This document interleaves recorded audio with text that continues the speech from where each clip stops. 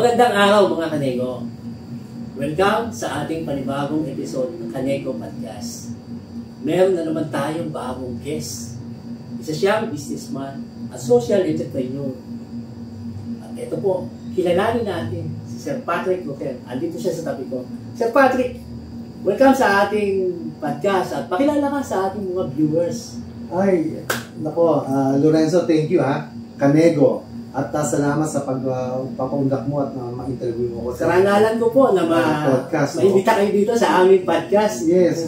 Ako po si Patrick Roquel, isa po akong social entrepreneur at meron po tayong mga inalagang kumpanya na kung saan ako po yung presidente, yung GH Nutri-Pharma Incorporated, kung saan nagsusupply po kami ng mga raw materials, no, ng gawa sa mga herbal plants, mga herbal medicine.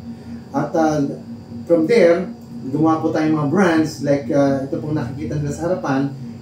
Ito po yung Rox Consumer Health, no? Rox International Consumer Health or Rich Corp. At yan po ay naitatag natin dahil po sa ating advokasya ng puno sa gitbuhay, which is I Plant, I Share, I Save Community. Dahil kung wala po yan, walang maniniwala sa ating mga farmers na pwede palang pagkakitaan ng mga halaman gamot at sila iunlad, no? Dahil po dyan, meron po tayo isang kumpanya na nagpa-process ng mga herbal plants. Yan po yung Bini Biofarm or Biofarm and Natural Health Ingredients Company. So yan po yung dala natin sa Kanego. Sir, kaunting tanong lang, saan po ba nag-umpisa yung ating negosyo na pagkarami-rami nito, social entrepreneur? Alam mo, Lorenzo, ako yung naging empleyado ako ng isang malaking kumpanya dito sa Philippines, no? Yung mga pharmaceutical brands, no? 17 years ako nag-work. Kaya from that experiences, ginamit ko yung lahat ng mga natutunan ko, yung mga learnings ko, para lang sa ganun, makarating ko isang bagay na alam kong pupuntahan ko pag habang tumatanda tayo. Okay? So hindi ko sinayang yan. Kaya from pharmaceutical company, nakita ko yung opportunity for herbal medicine. Yeah, herbal medicine. Kaya from that herbal medicine, nagtanim kami ng mga importanteng halamang gamot, no, na pinopromote ng Department of Health. Okay? So mga halamang gamot, halimbawa niyan sir, ano nga po ba yung halimbawa ng mga halamang gamot na sinasabi? Okay. So, yan yung mga tinatawag nating lagundi, di ba? So, lagundi. Very familiar yung mga tao. So, sikat na sikat yan, yung sikat lagundi. Na sikat yan ngayon, di ba? Yung mga sabong. May lagundi capsule, lagundi syrup, ano yan ba yun? Yes, maraming mga variants mo tawagin, no? Kung saan, itong mga herbal medicine, no, na sinasabi nating gamot, talagang nakakatulong for different diseases. Like for example, pag sinabing lagundi, pinag-aaralan yan for asthma at saka sa cough, pag umubo at merong hika. Talaga sa masusunod. Isang gamot siya na dumaan yan sa pagsusuri. At sa UP Manila, mga doctors natin doon, merong institution doon, yung National Institute of Health, at saka Institute of Herbal Medicine, yes, no, under kay Dr. Cecilia Maramba Lasarte, na sila ang nagpatuloy ng mga ginagawa ng kanyang mami, no? Si Dr. Nelia Lasarte Maramba, na siyang mother of herbal medicine sa Pilipinas, no? Yan, kaya marami yan, no? Kasi alam mo itong herbal medicine, nung nagsimula yan na lumaki dito sa Philippines, pinagtibay yan ng Traditional and Alternative Medicinal Act of 1997. So, yung Tama Law of 1997 or yung RA 8423, yan ay authored ni Senator Flavier. Juan Flavier, former Senator Flavier. At yan ay pinirmahan yan ni dating President Ramos. Kaya nag-iisang batas. Okay? Sa batas na ito, sinasabi doon na kailangan mag-establish nung sinasabi ng Philippine Institute for Traditional and Alternative Healthcare. No? Wherein this PITAC, minamandate siya ng law na gumawa ng maraming mga modalities, no, ng pag-treat ng mga Filipino people using mga traditional medicine, traditional healing, kaya ng hilot, di ba? Kaya ng even acupuncture, pumapasok dyan. Even paggamit ng mga traditional medicine, ito na yung mga herbal medicine. Okay? Now, given that, kailangan talaga tutukan yung pag-aaral, no, ng mga herbal plants na yan para maging medisina. Kasi dati sa ating komunidad, di ba? Alam natin yung mga ninuno natin, yung mga lola, yung mga lolo natin, pagka yan may naramdaman at merong sakit, di ba? Pipitas lang yan ng dahon o pipitas lang yan ng mga sanga. O yun, naalala ko yun, yung mga lolo't lola ko, ganyan yung ginagawa noon, mga sampung, sama yung sampung, no? Mga dahon ng kung ano. So, ilalagalan nila yan, iinumin, gagawin siya, gagawin pantapal, gagawin alam mo na, lahat ng mga bagay para guminhawa siya, yan, out of those plants, no? Yan ang kutawagin traditional herbal plants. Traditional herbal plant. Okay. Nung nakita doon, na, for example, nagkaroon ng diarrhea, lumitas ng dahon, gumaling. Diba? Ay, gumaling ako dyan. Diba? Sabi ng mga matatanda, gumaling ako dyan. O, di ngayon, nung pinag-aralan yan, tinignan ngayon, para saan ba talaga itong mga plants nito? Ang kaya naging medisina. Kaya nalaman talaga na doon siya sa mga ganong klaseng sakit. Kagaya nung sa mga lagudi. Kagaya nga, sinasabi ng lagudi, cough and asthma, sa kanyang, ubo, sa ubo. Benefits, no? Sa ubo at saka sa asthma nga. Yung sambong, for kidney stone. Tinutuno niyo yung kidney stone hanggang sa may ihi mo at kaya for diuretic siya. No? Yung sambong. O yung ampalaya. Pag makiling variety yan, although maraming variety kasi ang ampalaya, pag makiling variety, yan na yung ginagamit para ibaba yung blood sugar. Makiling variety. Oh, kasi doon ang origin ng sa pinanggalingan ng makiling. Kasi alam mo yan pagka nag-aaral ka, may mga katawagan scientific name, tapos saan mo kinuha, yung origin, kung saan mo kinuha yan, di ba? Sino yung nauna? Siguro dahil ang pag-aaral nasa UP Los Baños, malapit sa Makiling. Doon kumuha ng ampalaya variety. Kaya yung variety ng ampalaya na ginamit nila, na nakita nila sa pagsusuri at pag-aaral, nakababa ng blood sugar level. Di ba? Pag-diabetes na talaga. So hindi talaga pala basta-basta yung, basta ka nalang gagawa ng herbal. Hindi. Kaya ngayon, talagang kailangan dumaan sa masusing pag-aaral. Bakit? Kasi even ang plants can destroy your organs. Yes. Pag mali ang paggamit mo sa plants, pwede masira yung liver mo. Imbis na makagaling, lalo pang magkakaroon na masamang epekto. Oo. Lalo kung hindi natin kilala at saan galing yan, saan pinitas yan. Dahil ang mga herbal plants natin, di ba, kung saan sa tabi-tabi lang. Uy, maraming ano yan, maraming mga, ano ba yun, yung content na hindi ka ayaya. Let's say, yung marami expose sa pollution. O kaya mataas ang, pwede mataas. So, akalan natin na nakakita tayo ng lamudi sa kalsada. Okay na yan, di ba? Okay na. Kukunin natin, hindi pala pwede. Oo, kasi like for example, pagka may medisina na pinag-usapan, very, kumbaga, maselan talaga. Tedious, masela ng mga pag-aaral yan. Kasi hinahanap dyan na mayroon ba yung contamination ng heavy metal? Heavy metal. For example, yung mga arsenic, lead, cadmium, mercury. Parang pag marami yung contamination, nakain ng tao. Lalo na, na-disgrasya. Those are toxin, those are poison. Imbis na kapalit yung tao, lalo. Yes. Nagkakaroon na. Kaya ngayon, pati yun, importante na nakikita. Hindi porke itinanim mo sa bakuran mo, okay. What if yung bakuran mo ang dumadaan yung mga truck na panay diesel ang dumadaan, di ba? Ang usok. O di pwede magkaroon ng contamination yan. Di ba? Kailangan talaga sa tamang taniman at saka sa tamang pag-aalaga. Yun, ganun. Anyway, so napunta tayo dyan. Sabi ko nga, nagkaroon tayo ng opportunity pag-aralan, kaya nakita natin yung market. No? So market is mga tao bumibili kasi kailangan nila. That's the market, no? Siyempre, pagka hindi naman tayo bibili kung hindi natin kailangan at kapag may sakit tayo, kahit na gaano kamahal yung gamot, even yung murang gamot, basta nakakadali, bibili, di ba? Kasi kailangan mo Kailangan mong gumaling. Malaking bagay din na itong mga binibili natin ng mga halaman na to, ng mga gamot na to, ay dumaan talaga sa masusing pagsusuri. Yes. Yan ang mga kagandahan ng herbal medicine ng Pilipinas, no? Hindi kagaya ng mga nasa ibang bansa na talagang kung saan nila kinukuha, no? Although talagang may iba dumaan talaga sa pagsusuri rin, no?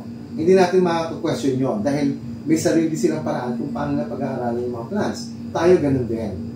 Nga lang, for example, ang lagundi sa Pilipinas, ay iba sa lagundi nasa India, iba yung lagundi na nasa Thailand. Ganun ba yun? Hindi pareho yung, basta may lagundi doon sa India, lagundi dito sa Pilipinas.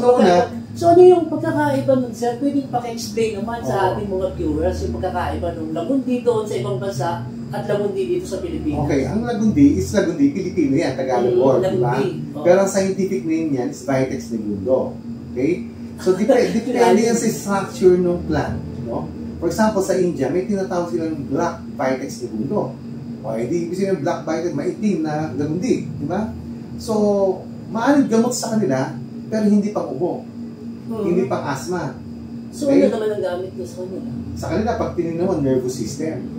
Pwedeng pampakalma. Sa nerve. Pwedeng sa may mental problem. Di ba? O, tama naman yun sa kanilang pagsusuri doon sa kanila. Tama naman, pero kung may ubo ka at gagamit ka nun, hindi gagaling ubo mo. Ay, sana pala. Ano? So, kung lagundi na Pilipino kayo, kailangan na bibili yung lagundi dito sa Pilipinas. Dahil kapag bumili kayo ng lagundi sa ibang bansa, hindi yung gamot na yun hindi yung sakit na yun ang magagamot. Yes, kumbaga meron siyang component na pwede doon, pero hindi ganun kadami para gumaling ka. Like for example kasi isang plant, may tutawagin niya vitamins, minerals, and flavonoids, no? So maraming flavonoids yan, maraming component yan. Ngayon, each flavonoids or each vitamins and minerals sa component of plant, synergistic yan para pagaling ka.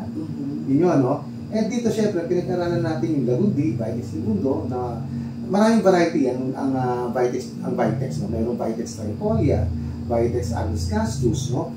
Yung Vitex trifolia for the reproductive system yun. Ito yung mga, kumbaga pag nakita mo sa bundok o sa ibang lugar, tatluhan ang dahon. Itong Vitex negundo, limang dahon. Sandali na sir, napaka-technical masyado nung sinabi ni sir, yung mga Vitex sa lipoma, yung mga Vitex negundo, Vitex trifolia, Vitex so, hindi ko masyadong maintindihan, pero natutuwa ako. Mga ako kay sir kasi, nag-aaral po ba kayo ng medicine talaga? Ako ay isang registered medical technologist. Kaya pala. So, graduate ako sa UST ng medical technologies, US MedTech. Although, yung time ko noon, nagtrabaho agad ako sa United Lab, kaya mas lumawak yung kaalaman ko sa gamot. Kasi ang gamot is gumagawa na yung pharmaceutical company, yung ginagawa nila mga gamot, di ba? Hanggang sa nakita ko yung mga vitamins and different products o OTC brand, di ba? Kasi kasama ako sa pagpo-promote nila. No? Kaya itong mga product nito na nakita nila ngayon, mga product nyo na yan na dala-dala. Kumbaga, may idea and concept na ako mismo gumagamit. Bakit? Kasi sa tagal na pag natrabaho ko, naapektuhan yung kidney ko. O, nagkaroon ako ng renal failure. Nagkaroon dahil dumaan ako sa hemodialysis. Nasa nyo rin pala na magkasakit na... Unang matindi. Talagang dumaan ako sa pagsubok. No? Kaya tapos sabi ko, yung mga nagpagaling sa inyo? Hindi naman nagpagaling kasi meron ako ibang mga gamot. Pero ito yung magme-meeting sa akin para maging malakas ako. At hindi ako magkasakit. Diba, mahirap akong magkasakit dahil pag nagkasakit ako, tendency ng for example, napasukan ako ng bacteria o virus, kagaya nitong COVID, pwedeng sirain yung bagong kidney ko. Hindi, paghahantan ako ng donor, ang mahal naman ng donor. Oo, delikado yun. Kaya pinag-ingatan ko yung katawan ko, nasa gano'n, hindi ako mauwi sa another renal failure o pagkakasakit na masisira yung aking bagong kidney. Diba? So, itong mga plants nito, itong mga herbal medicine nito, ginagamit ko for myself. At dahil sa nakita ko na immunocompromised at gumagaling ako at pag pakiramdam ko, very productive ako, bakit hindi pwede sa ibang maraming tao? Di ba? Nakita niyo yung kagalingan, kaya gusto niyo rin i-offer sa iba? Yes, kasi unang-una validated ito na mabisa. Ako mismo gumagawa ng plants, no? Ibig sabihin yung raw material. Pero mo, dahil ako yung isang medical technologist, inilagay ko yung aking profession para makita kung paano magiging potent at maging effective yung mga raw materials na siniserve ko or dinideliver ko sa mga touring companies para gawing medicine, para gawing capsule, para gawing syrup, no? At mga tabletas. So, kung ano yung nakikita natin sa butika na, for example, yung pwede bang magbagit ng brand? Pwede. Example, Clemex Lagundi. Okay, yung Plemex Lagundi na nakita niyo sa butika ng Mercury, ng Southside Brad, no? Kami po ang nagtatanim yan. Kayo? Sila pala yung nagtatanim Yes. ng nung mga galing sa Lagundi. Oo, So, pero yung Lagundi, hindi talaga sa inyo yung brand, yung kayo lang susupply ng raw material. Raw materials. Yung Plemex, hindi sa aming ang dami brand. nun. Ang dami Pero nun. remember, ang isang kapsula, di ba, pag binuksan mo, ang laman powder. Powder. O yung powder Yes. nila ako gumagawa nun. Kami, yung kumpanya ko. Yung capsule sa nagmamarket yun, tsaka yung box, yung Sa manufacturer. Kaya ito, for example, Ayan. Immune Advance, di ba? Itong Immune Advance, di meron siyang capsule, di ba? Yan, yung capsule. Yung capsule nito, since itong Immune Advance, ginawa ko, naisip ko na for immune system, tumaas ang immune system ng bawat isa, bawat Pilipino. So gumawa ko ng product na made of Lagundi, Moringa, sodium ascorbate, and zinc. So hindi lang sodium ascorbate and zinc. Moringa, explain nyo malunggay. Malunggay. Di ba? Moringa sa so nung nilagay, pinagsama-sama ko yan, dahil akong gumagawa ng raw mats, yung mga powdered material, ako rin na nagtatanim. Alam mo ba, nung inilagay namin sa capsule, pinag-aralan namin, lumabas yung mga nutritional facts. Ang taas pa lang ng folate. Wow. Kaya yung folate is vitamin B9. Na kung saan itong B9 nito ay napakaganda sa heart, napakaganda sa red blood cells, napakaganda sa mga mothers na expectant mothers na hindi magkaroon ng birth defects. Hindi po hindi siya bawal sa mga nagbubuntis, sa mga nagdadala. Kasi it's just so marami din sa mga it's just vegetable na puno-puno siya ng nutrient. Puno-puno ng nutrient. Ibig sabihin nakakaganda pa siya. Oo. Yan. Kaya yung tinake ko yan during time of COVID, syempre, yan ang virus, di ba? Pero malaki na tulong dahil 1 week lang, tapos na, wala na akong virus sa katawan. See? Dahil lumakas yung katawan ko na hindi kailangan yung antibody ko ang pampalakas ng immune system ko. Pampalakas ng immune system. Kasi immune advance. Immune advance, no? Yan yung mga kagaya niya. Ang dami nito, ano naman itong iba? For example, ito yung Flavon Pro. Yung Flavon Pro, may masakit ang katawan mo, may lagnat ka, or yung everyday mo, nakaupo ka, sumakit ang muscle mo, this will help. Parang anti-inflammatory, gano'n. Anti-inflammatory, yun, di ba? Nakita mo na.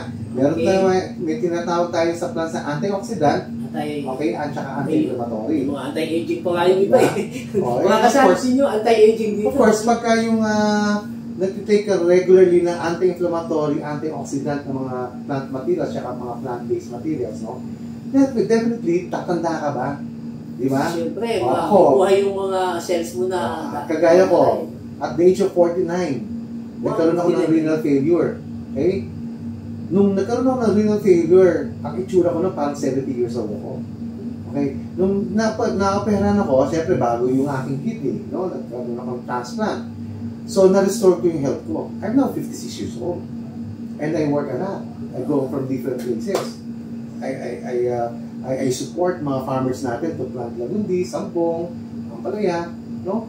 Malunggay. So nagagawa ko yun because I'm okay, I'm healthy. Healthy ka na, kumbaga nakatulong ka pa sa iba kasi alam ko, ito, malaki yung magiging tulong nito sa yung mga food supplement na to. So, food supplement lahat ito? Yan yung gusto ko explain ngayon kasi yung third category ng herbal plants, di ba? Sabi ko nga, traditionally used herbal plants, di ba? And then, naging herbal medicine, dahil pinag-aralan siya. Ang nakikita ko sa herbal plants, mga herbal, mga plants natin, na tama ang pinag-aralan yan, maraming vitamins and minerals yan. Okay?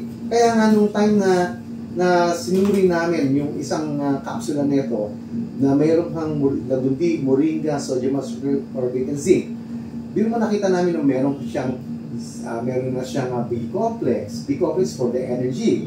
Diba? May iron, magnesium, calcium, tapos vitamin C, E. Diba? May D3. Kasi yung vitamin D3 from the, so ibig sabihin, diba, pag pinagsama-sama mo yung plants na yan, yun palang makukuha mong vitamins. Pero, ito yung pagkakatandaan natin. Pag mali ang iyong process ng leaves, hindi mo makukuha lang yun. Bakit?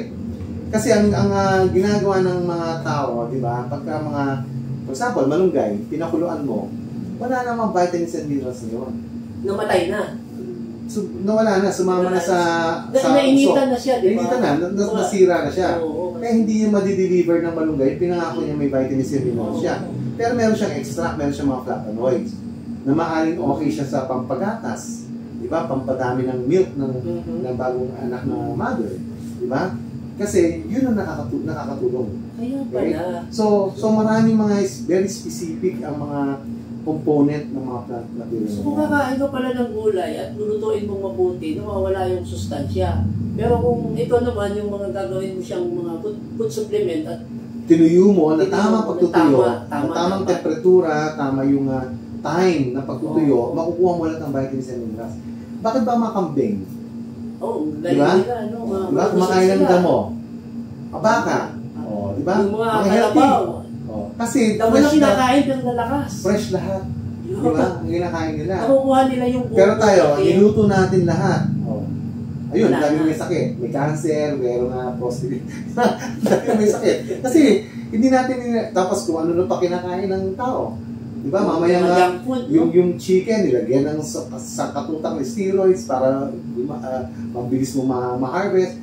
Yung chicken kasi, ang kinain niya may mga growth hormones. Something like that, di ba? Kaya naapektuhan din tayo dahil tayo kumakita. Tapos kakainin natin, tapos ano pa ng mga inject pa ng mga antibiotics, di ba? Hindi nalinis siya ng hindi na pa-flush out.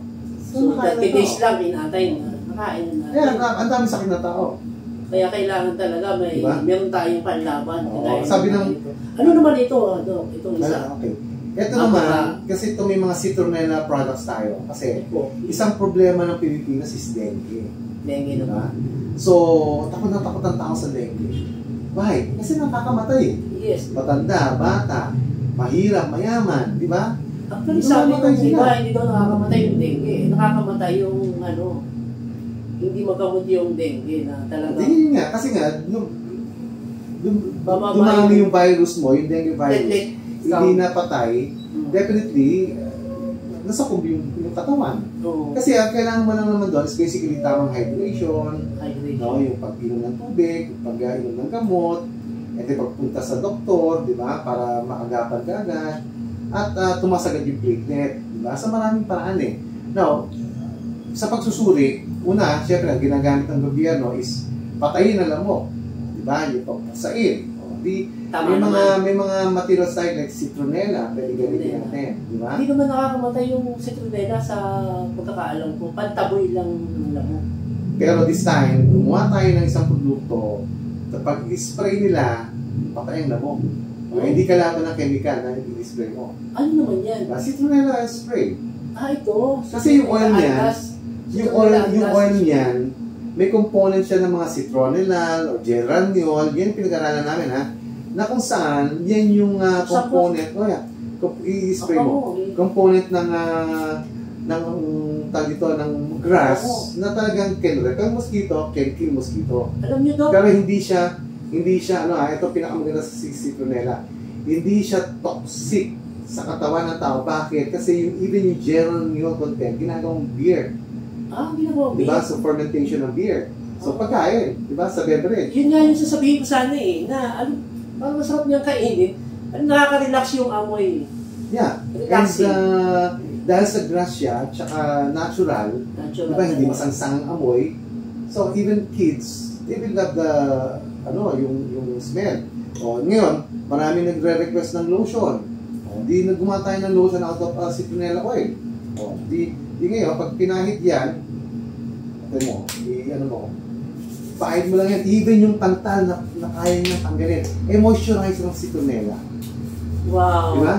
Diba kung tapos ano yung spray nito? Isegrepela, pero maganda sa skin, diba? Benefits dito. Diba? Halos lahat nandito na. Mamaya, kita mo, wala kang mararamdaman na oily. Hindi greasiness. Diba? So, it helps your skin doon sa dryness niya. Pero it repels mosquito. Kung stress ka, parang mababawasan yung stress mo dahil yung amoy. Nakaka-relax. Diba? Nakaka-relax yung amoy. Papamuha yan eh. Ito, kagaya na ito, Andas Defense. Okay. Nagkauso-uso yung mga alcohol, yung mga hand sanitizer, di ba? Nung ginawa namin ito ha, tingnan mo, amoy citronella lahat yan.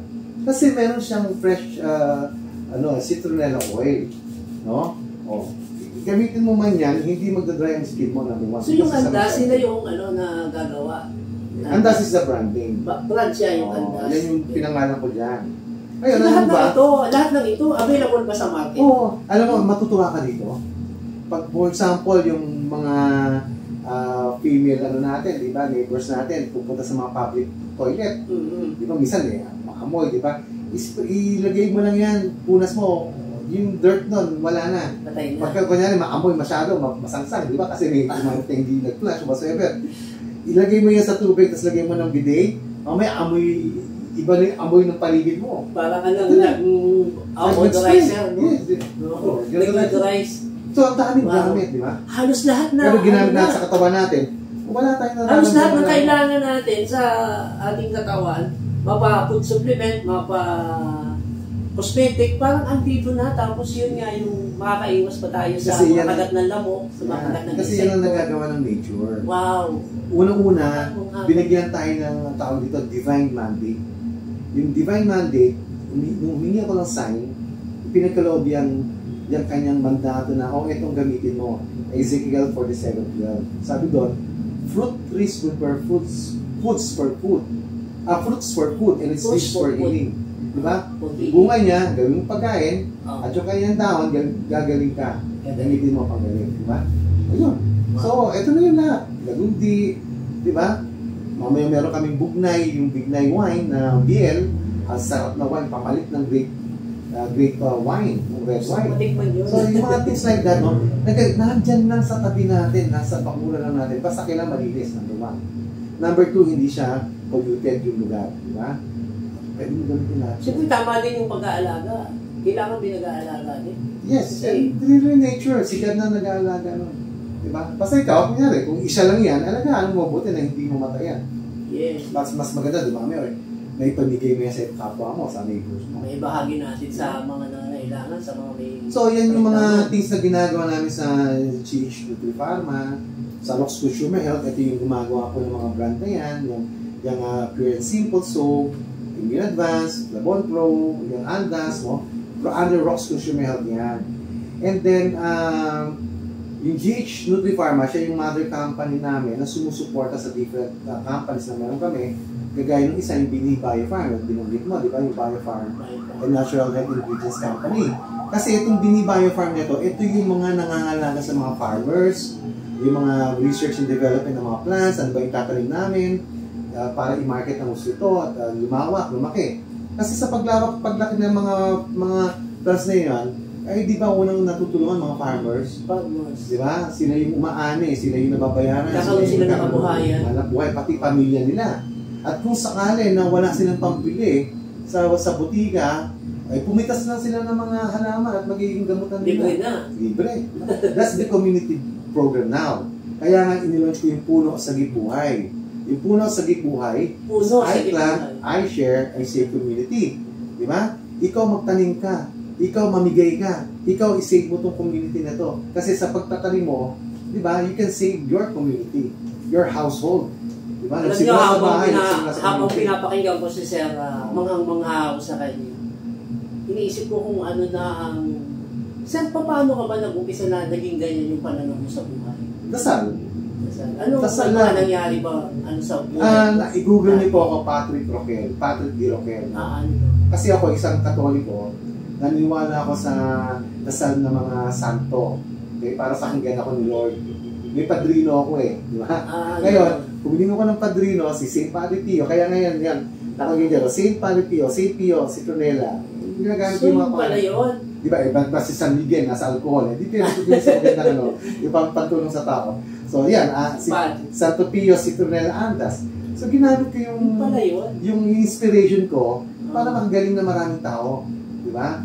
Okay, so, dahil sa dasal, at nakita naman siguro ni Lord yung aking eagerness at tumulong sa maraming tao, at gamitin ko yung talento ko, yung aking talino, no, para mas malawak ang marating nito. Di nung 2010, ibinigay sa 2009, November 9, 2008 pala, ipinagkaloob sa akin yung Ezekiel 47:12. Hindi ko alam kung gagawin ko, hindi ko alam ang laguti, wala akong alam dyan. Pero dahil sa paghahanap ko ng katotohanan, di ba? Natagpuan ko, ito yung gawin mo. O yun pala, nung time na yon, 2008 yun, nagsimula ako magtanim, o hindi ba nung December 2020, nagkaroon ng pandemya? Okay? O yun pala lang, sagot natin sa pandemya. Kasi may clinical trial, naging gamot for COVID. At ang Pilipinas lang ang may ganung study. See? So, sinimulan natin dahil sa isang mission, di ba? At yun pala ang naging sagot natin after 100 years pag dumating ang maraming COVID o maraming pandemya sa mundo, lagundi nasa Pilipinas ang sagot. Biro mo yan. Nabubuhay lang sa mundo. Di ba? At si St. Theo ay nabuhay nung time na yon na 500 million people ang namatay during the Spanish flu of 1918. So, itinuro yan. Kumbaga naging assignment natin. Kaya, nakakatulong tayo ng maraming tao. Diba? Pati buhay na isasagip natin. Kung pwede nga yung gawin mong missile at nang pagka binato ng Israel at Iran, bumalik yung mga tao sa nangyayari sa mundo ngayon. Bakit hindi, diba? So, at least napatunayan natin na during the time na pangangailangan, lalo na pagka ayan ang challenge sa buhay, sa health, diba? So, may mga sagot tayo, itong mga halamang gamot nito. Importante lang, pinag-aralan, importante lang tama ang ginawa ng tama intake, di ba? Naintindihan ng tao kung anong dapat niyang gawin. Hindi basta pinakuluan, hindi basta dinampot kung saan-saan. So, yun. Kaya, sumunod tayo sa, kumbaga ano yung itinakda, no? Batas ng nature. So, yun. And sabi nga natin, may batas ng nature, yung Ezekiel 47:12, ang dato ng divine mandate yan. And then, nagkaroon tayo ng tama law, di ba? Naging, kasi kailan maniwalang tao di ba? Kaya ginawang batas, yung Traditional Alternative Medicinal Act. O di ba, pinirmahan ni Fidel Ramos, na presidente natin that time, hanggang sa naging RA 8423 na. Di ba? Republic Act 8423. So, para maniwala ang tao na merong kagalingan ang nanggagaling sa mga halaman mo. Di ba? Wow. So, yun Kaya, yan ang mga sinusunod natin. Hindi tayo mapapaliwala dyan. Hindi tayo mawawala. Kung gusto pa natin kumita, maghanap buhay, lumanda buhay natin, at maging malusog tayo. Hindi tayo mawawala doon. May batas ng Diyos, may batas ng tao, nandito nasa law of nature. Diba? Sa may mga karamdaman ngayon, sir, ano naman ang may payo mo sa kanila para sila ay magkaroon ng kagalingan? Una-una, sumunod kayo sa mga doktor. Diba? Kasi Siyempre, kailangan yan. Dahil yun ang guide natin. Ang doktor, naging doktor yan kasi kailangan pagalingin ang mga taong may sakit. Tama, di ba? O hindi doktor yan pag hindi manggagamot yan. Di ba? O ngayon, dahil may doktor, ang pinaka-supreme doctor natin si sikat. Di ba? Makinig din tayo sa kanya. So yung conscience mo, dapat nakikipag-usap ka sa kanya. Nasa ganun, alam mo yung mga gagawin mo. Guided ka ng doktor natin at guided ka ni Lord. Di ba?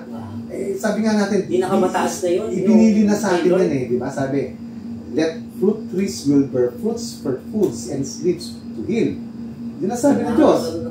Ang sabi naman ng tao, sige, ilalagyan ko ng batas yan. Traditional Alternative Medicinal Act of 1997 or RA 8423. O, di gamitin natin yung mga ipinagkalog sa atin. Kung hindi ka makabili ng gamot dahil sobrang mahal, gumamit ka ng mga halamang gamot na alam na pinag-aralan. Like for example, ulitin ko lagundi, cough and asthma. Pero may vitamins and minerals tayo for lagundi na may sinamahan natin ng moringa, vitamins and zinc, diba, immune advance, yung Flavon Pro, naging supplement, diba, na everyday you can use it. Na, ano pa, yung sampong, diba, for kidney stone, pagka nasisira ang kidney mo dahil maraming, doon ako nagsimula yung kidney stone, hindi ko na agapan, hindi nasira yung kidney ko, hindi tatakot-takot na pera para makahanap ako ng donor at saka yung pagpapopera. Diba? So, maalagaan mo pa rin kidney mo sa papalit sa mamagitan ng mga kahit na wala ka pang sakit sa kidney, pwede nga nung uminom ng mga ganito. Sabi nga, food supplement. Everyday para kasi yung katawan mo. Preventions na kakao. Prevention. Diba? So, dami ko natutunan. So, yun sana kaya, yung viewers natin, marami din natutunan. Importante yung tamang kaalaman, pagsasaliksik, diba? At pag-darasal. Yun lang yun. Kaya, salamat at kanego, diba? At magigawin natin kanego, kumbaga, magigawin natin negosyo. Kanego, is mean kanego, kanegosyo. Oh. Ito hindi lang basta negosyo, kundi meron din ditong Marami tayong debosyon sa pananampalataya. pagkakaroon ng ambag sa kapwa, pagkakaroon ng ambag sa ating lipunan. Yan, napaka-ganda ng ibinahagi ni Sir sa atin na yung palang mga halaman na yan na nandyan sa paligid natin, ay nagiging gamot pala, nagiging kagalingan. At pwede rin maging kabuhayan. Ano ba yung, may mga package ba na inaalok Okay. dito? Ito, importante po ha. Pag gumagawa tayo ng produkto, huwag lang basta produkto o gustong kumita. Dapat yung nakakatulong ka. Dapat yung evaluated ng Yung value FDA. talaga, no? Yung FDA importante, no? Lahat ng products na yan, meron yung katuwagang Certificate of Product Notification or Certificate of Product Registration. Hindi porke produkto, okay na hindi So dumadaan sa nakakatiyak FDA. na yung mga gagamit ay Ligtas. ligtas at saka Massive. siyempre legal. Kasi yung iba, nagbibenta sila. Kumuha lang, hindi naman nasa, Kasi wala alam sa mo, proseso ng maayos. tama. At saka yung ano ba yung dapat na sinusundan. Kasi maraming nagsasabi na, okay po May yan, standards, FDA approved yan. Pero license to operate lang pala, hindi pala yung sa produkto. Ganon? Hindi Meron pala na-review ganon? ng FDA yung produkto na gagamitin. Oo. Ang daling kumuha ng license to operate. Di ba? Anytime pwede siya magbenta. As trader, as wholesaler, as manufacturer. Okay? Pero, yung produktong ginagawa, may sariling evaluation yan. Yan ba ipapasa sa lason ba yan o hindi lason? Ganun lang kasimple. Kasi kung lason, delikado ka pag tinig mo yan.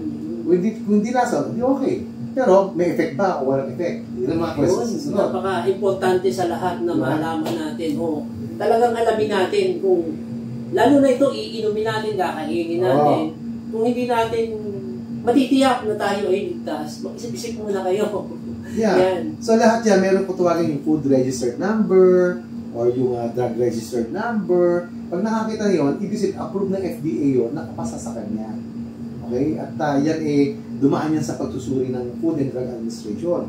So yun, kaya ang daming lumalabas sa social media na akala mo okay, pero fake pala. O wala silang identity. O, di ba? Isang isipin natin, lahat yan binibili mo eh. Lahat yan may katumbas sa pera. Parang hindi mo alam yung palang binili mo 100 pesos, mabibili mo lang ng 10 piso. O, di ba? Ang problema nito, yung binili mo na pagkamahal-mahal, hindi ka nakakatiyak na yun nga yung ligtas. At saka, hindi ka maka-safe or hindi dumaan sa FDA pala. Kasi hindi lang porke license to operate. Kaya pagka meron kayong mga produkto, so ito lang po na gustong bilhin, itatanong nyo doon at maraming mga AI ngayon, di ba? Na akala mo, tao kausap mo. Tanong mo, meron ba yung FDA certificate ng product certificate? Hindi lang license to operate, papakita marami ng paraan para malaman kung totoo o hindi ang mga produkto na binibenta sa mga market lalo na sa social media. Ang dami kong nakakikita, ang dami kong napapanood na binibenta. Maganda bumili na lang sa mga malaking chain store. Like, for example, yung mga Mercury, Southside, diba? Kasi nasuri nila lahat yan eh.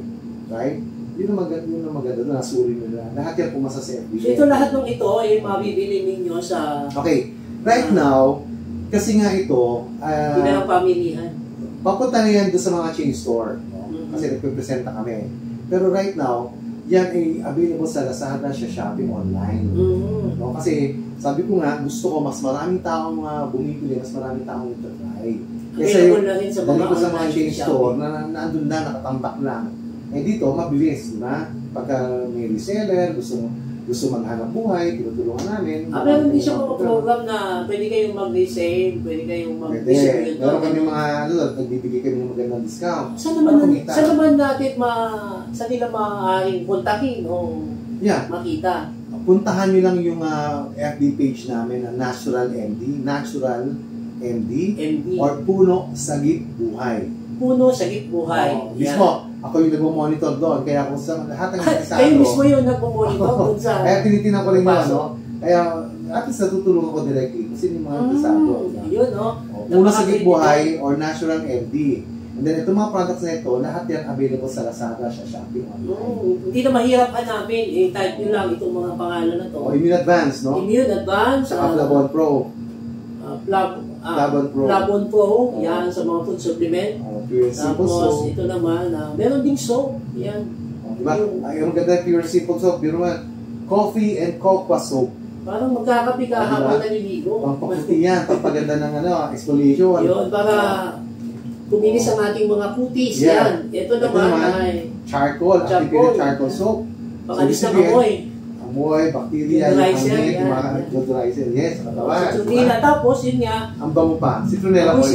citronella na nakakapagpalayas ng mga insekto. Pero, Gaya nito, pero yan. ginawa natin moisturizer siya. Yan.